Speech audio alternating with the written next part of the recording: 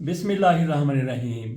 इस मरतबा 8 फरवरी 2024 को होने वाले इंतखाबात में जिस तरह से धांधली चीख चीख कर बोली है, इससे पहले कभी ऐसा नहीं हुआ। कमिश्नर रावलपिंडी लियाकत चट्ठा की तरफ से कहा गया है कि मैं बहुत शर्मिंदा हूँ, ख़ुद को मैं गिरफ़्तारी के लिए पेश करता हूँ। 70 हज़ार की लीड थी जिसको हमने जीते हुए उम्मीदवार को उसकी शिकस्त में बदल दिया। इसका ज़मीर जाग गया। इससे पहले हमने देखा कि कई सीटों पर जावेद लोन की तरफ से सबसे पहले कहा गया कि मैं जीता नहीं हूँ। उसके बाद असलम रईसानी के भाई उनकी तरफ से भी कहा गया कि मुझे जितवाने की पेशकश की गई, लेकिन मैंने वो पेशकश ठुकरा दी क्योंकि मैं जीता नहीं था। और फिर नईम रहमान साहब जमात इस्लामी वाले, उन्होंने अपनी सीट वापस कर दी। उन्होंने कहा जिसका हक है उसको ये सीट दी जाए। इस तरह से कभी आपने देखा कि धांधली खुद चीखी हो, खुद चिल्लाई हो, खुद उसने कहा हो कि मैं धांधली हूँ, मैं कहाँ पे हुई हूँ। ये देखें लियाकत चट्ठा रावलपिंडी के कमिश्नर क्या कह रहे हैं।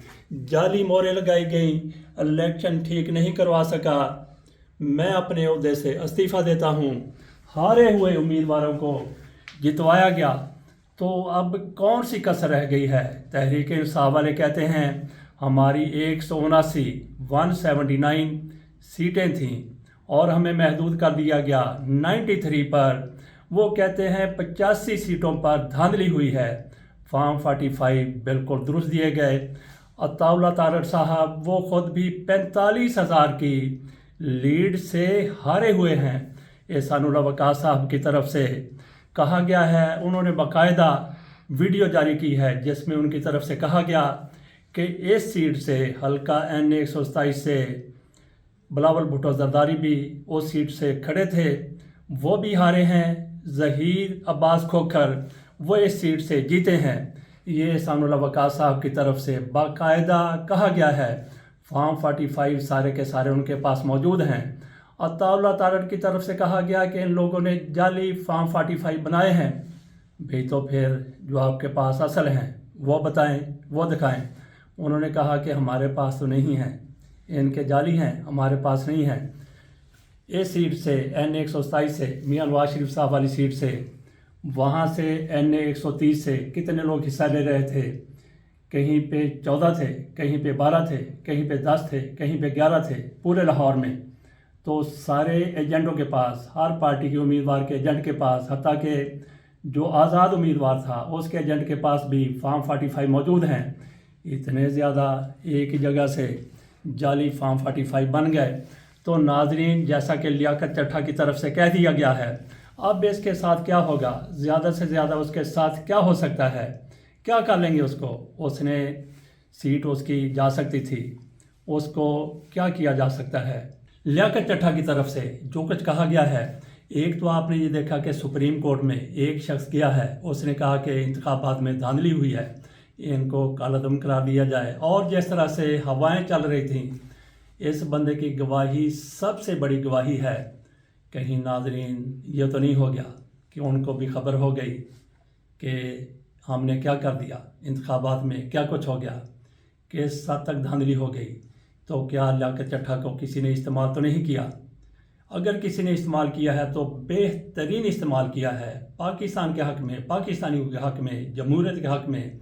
जिस तरह से 2 नंबरी की गई थी, हो सकता है कि जिन्होंने सारा कुछ पीछे बैठ के करवाया था, उन्होंने अभी लियाकत चट्ठा को आगे किया गया, लियाकत चट्ठा को आगे किया हो और उन्होंने अपने ज़मीर के मुताबिक बात की है। अगर वो भी पीछे हैं तब भी, अगर उन्होंने अपने आप सारा कुछ किया है तब भी, दोनों सूरतों में ये उनकी तरफ से बिल्कुल ठीक कहा गया है।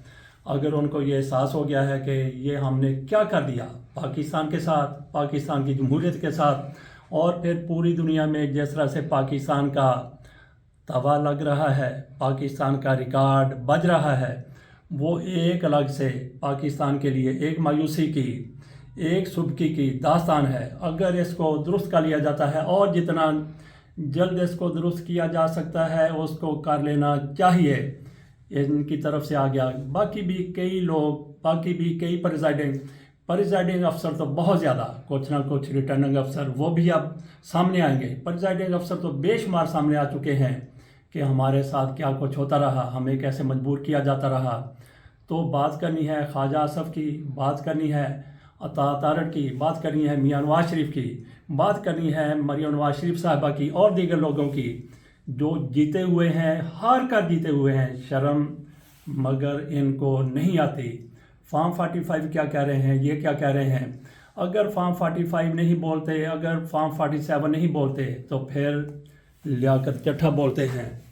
ادھر راجہ بشارت، ان کے ساتھ کیا ہوا؟ اون چودھری، کلبوت اون چودھری، ان کو کیسے جتایا گیا؟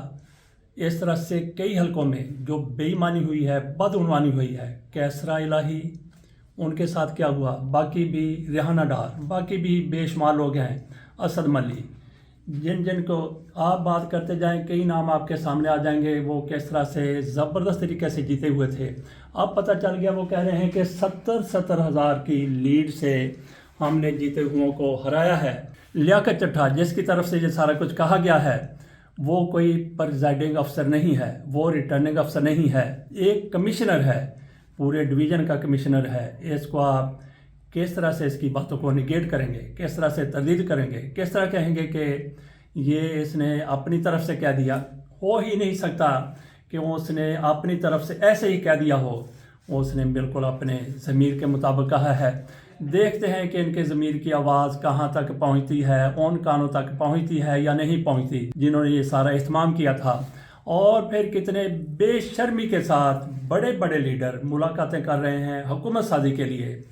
ان انتخابات کے تحت معرض وجود میں آنے والی پارلیمنٹ، تو اس کے لیے حکومت سازی. لیاقت چٹھا جن حلقوں کی بات کر رہے ہیں کہ 70,000 کی لیڈ سے جیتے ہوئے امیدواروں کو ہم نے ہرایا ہے، پی ٹی آئی کے امیدوار تھے، ان میں ایک راجہ بشارت صاحب بھی تھے، ان کو بھی اسی جگہ سے ہرایا گیا تھا. اور شیخ رشید صاحب، وہ بھی راولپنڈی سے ہارے تھے، ان کے مقابلے میں پی ٹی آئی کا امیدوار جیتا تھا، ان کو بھی ہرا دیا گیا تھا. شاید ان کا نام ریاض تھا، ریاض کو بھی یہاں سے ہرایا گیا تھا. ایک اور نشست یہاں پہ تھی. اسلام آباد میں بھی یہی سارا کچھ ہوا. اب دیکھتے ہیں کہ اسلام آباد کا جو کمشنر تھا اس کا ضمیر جاگتا ہے یا نہیں جاگتا، اور کتنے افسرز کے ضمیر جاگتے ہیں. ریٹرننگ افسرز کے، ایسے کمشنرز کے، اس کا انتظار کرنا ہے.